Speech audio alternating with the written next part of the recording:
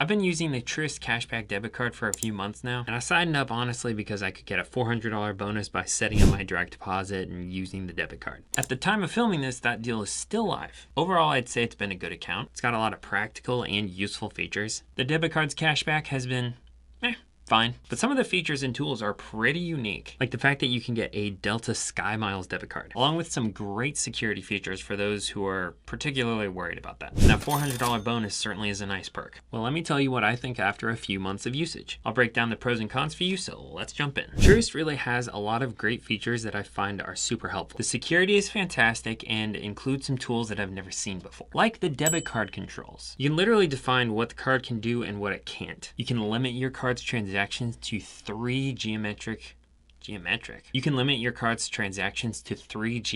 regions. You can set a dollar limit so that the card declines if an attempted purchase is above that limit. You can even limit your card's usage to certain transaction types, like limiting it to online or maybe physical locations. There's a bunch of things that you can choose from. If you're worried about security, setting up these rules can really help reduce the chance of a thief taking your debit card and draining your account. The account also has a lot of normal tools that are useful, but not like life-changing or anything. You can send and receive money through Zelle. You can make bill payments straight through the app, which means it'll let you send anyone a check directly from your app. All right, call me lazy, but I like not having to write a physical check, use a stamp, and then walk it out to my mailbox. I'm efficient, sue me.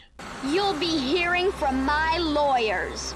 Don't sue me. Please don't sue me. And of course, you can directly transfer money to and from external accounts using ACH transfers, which is where my first major con comes in. Now, I was using this account for direct deposit and some spending, but we still use our Discover debit card for the majority of our spending. So I transferred $500 a couple times to our Discover account only to find out that Truist charges $3 per transfer to an external account where you have initiated the transfer from your Truist account. Guess what? Those fee schedules and policies that I agreed to without really reading it super close at the beginning, that fee was in there. Which is super annoying because I don't know a single other bank that charges you a fee for transferring money via ACH transfer. But it is what it is. Now I'm out $6. Net, I'm up $394 though. So I figured out I can initiate a transfer into Discover from the Discover account and I don't get charged any fee from Truist. Now, Truist also shows some insights into your spending and your income, which is helpful. If you're a nerd, you can use that to figure out what your spending trend is throughout the year. Also interesting, Truist gives you the ability to link external accounts so you can see all of your balances all in one place, as well as providing mobile check deposit, which I love because I haven't been to a brick and mortar store to deposit a physical check since the beginning of this channel. All right, not actually, but it's been a while. Now let's talk about cashback. Truist offers cashback, but it's very similar to Chase in that it's for very specific companies. You have to activate offers. There's a maximum amount of cashback you can earn per offer, and there's also an expiration date per offer. In my experience, this kind of card usually offers cashback on purchases from a lot of companies at which I will never shop. But there's usually a few that I find are pretty helpful, like some gas stations. And who doesn't like saving on fuel? So there's one for Marathon, there's one for Turkey Hill, which is a local fuel joint, plus some others like Paramount Plus, YouTube TV, and Turo.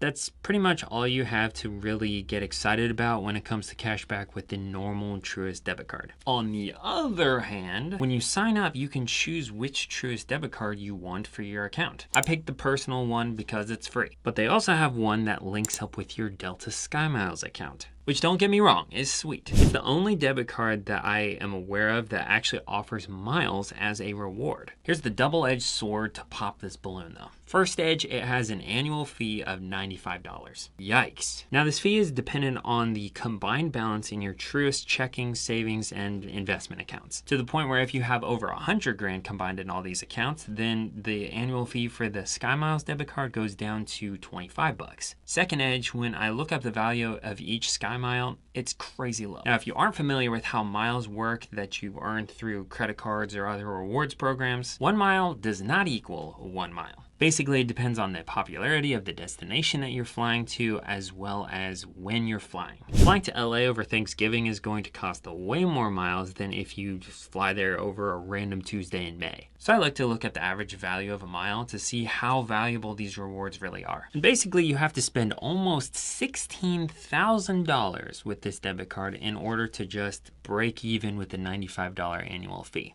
That comes out to the average SkyMile being valued at 1.2 cents. The Truist SkyMiles debit card is a really cool concept, but not worth it in my opinion. And probably not worth it for the vast majority of people. If you spend $16,000 with the Discover Cashback debit card or the Upgrade debit card, you at least get $160. Now, Truist isn't for everyone. It does have a $12 monthly maintenance fee on the account, but you can avoid it by fulfilling one of these 5 things. 1, get at least $500 in direct deposits every month. This is what I do. 2, maintain at least an average of $500 in your combined accounts over the month. 3, have a credit card, mortgage, or personal loan through them. 4, have a linked small business account. Or 5, be a student under 25. Sadly, I am not that. I hate fees, but at least they have a lot of options for how you can avoid the maintenance fee. Good news is if you do have an issue, you can contact customer service very easily, and you can chat with them about your issue on the app. And they can tell you all about the $3 transfer fee that you had no idea existed. The plus side is they are available and helpful, even if the answer that they give you is not the answer that you're looking for. Last thing I want to mention, they let you customize your debit card, which is sweet, and I didn't even know about this until I was making this video. So I just ordered a card with a picture that I just took in Colorado. And it's free, I think, till I find out that there is some other fee I didn't know about. Overall, I think the Truist account is good. There's some cons that I mentioned in here that I'm not a big fan of, but it's got some practical features and even some really cool features when it comes to the debit card and security measures. But one of the best parts is the sign-up bonus, which is why I tried this account. The $400 bonus is still a thing while I'm filming this video, so check it out in the description down below. If you like content about cashback debit cards, then subscribe here and watch this video next.